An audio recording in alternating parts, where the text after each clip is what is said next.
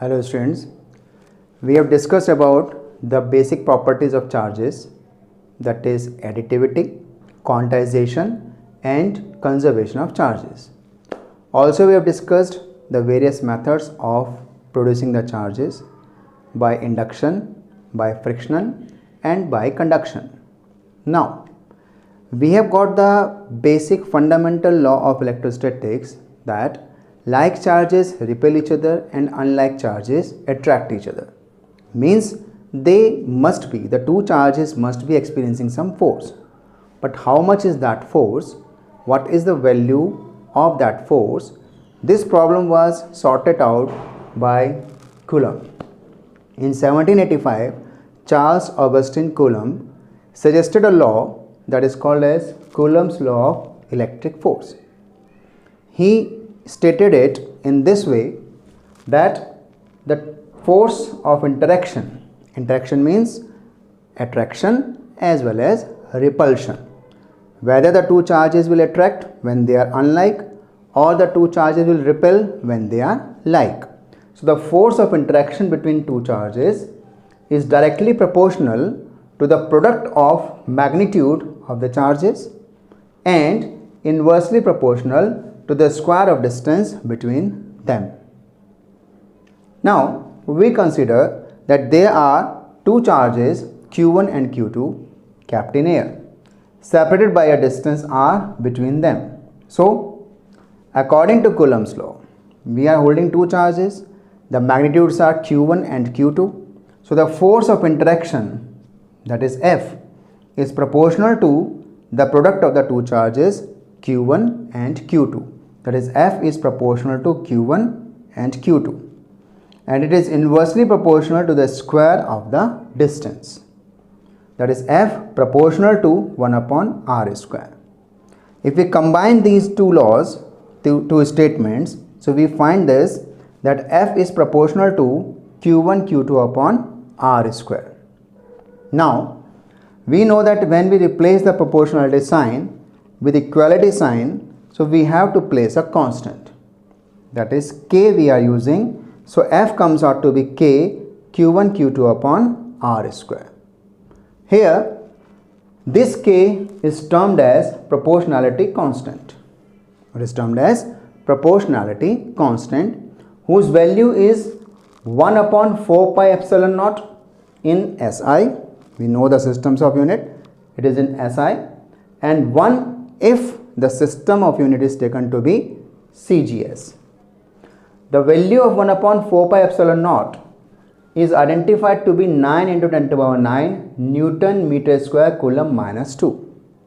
This is the numerical value of proportionality constant.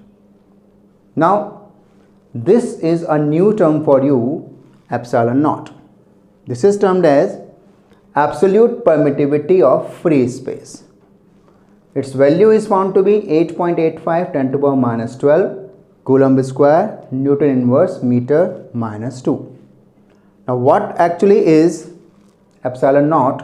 That is permittivity, that we will be discussing in the forthcoming video. When we place this value here, so F is taken as to be 1 upon 4 pi epsilon naught Q1 Q2 upon r square.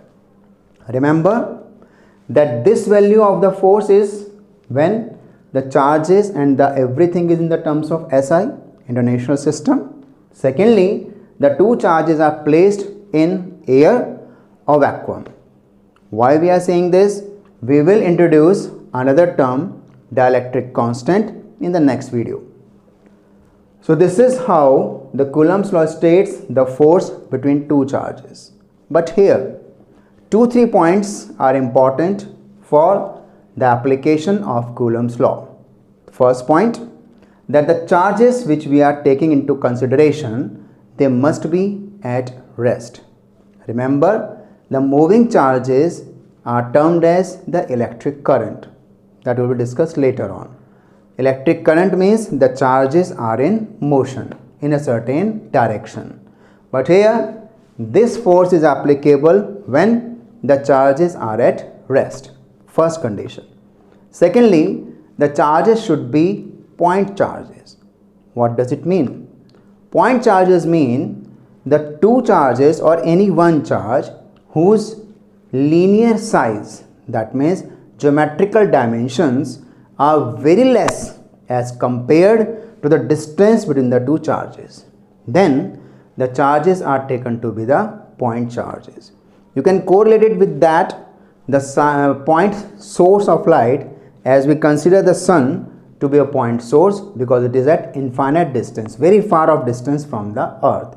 Similarly, far off placed charges are considered to be point charges. Third point, the distance between the two charges must be more than the nuclear size of the atoms.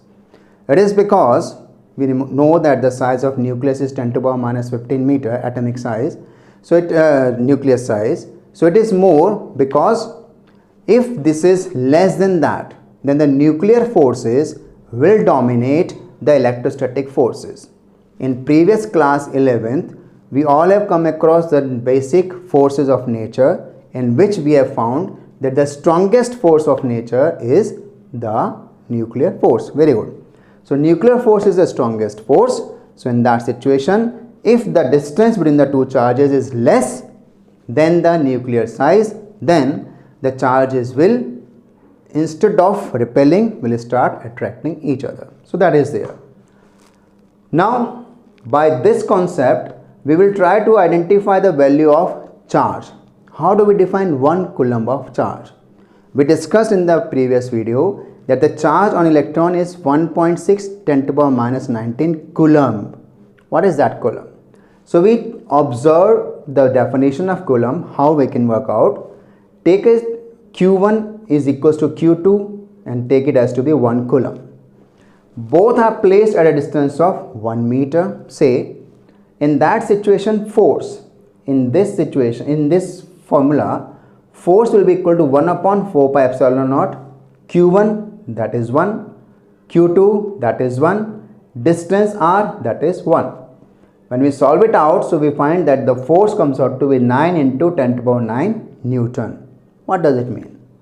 That the two charges of 1 coulomb each are attracting or repelling each other with a force of 9 into 10 to the power 9 Newton when placed at 1 meter. So 1 coulomb is that amount of charge which attracts or repels an equal charge placed at 1 meter with a force of 9 into 10 to the power 9 Newton. This is how we can define the 1 coulomb of charge. There are other units of charge also. This is SI unit, but sometimes we use stretch coulomb, which is an electrostatic unit of charge, and we have identified that 1 coulomb of charge is 3 into 10 to the power 9 ESU, that is electrostatic unit. Similarly, electromagnetic unit, that is here that 1 coulomb of charge is 10 to the power minus 1, or we can say 0.1 electromagnetic unit of charge. So this is about the charge. Now remember about the Coulomb's law, the 3 points, that first it is applicable when the charges are point charges. Secondly, it is applicable when the charges are static, not in motion. Thirdly, their distance is larger than the nuclear size. So revise it. There are the numbers, phone numbers is calling on your screen. If you have any doubt, you can give us a call. Thank you.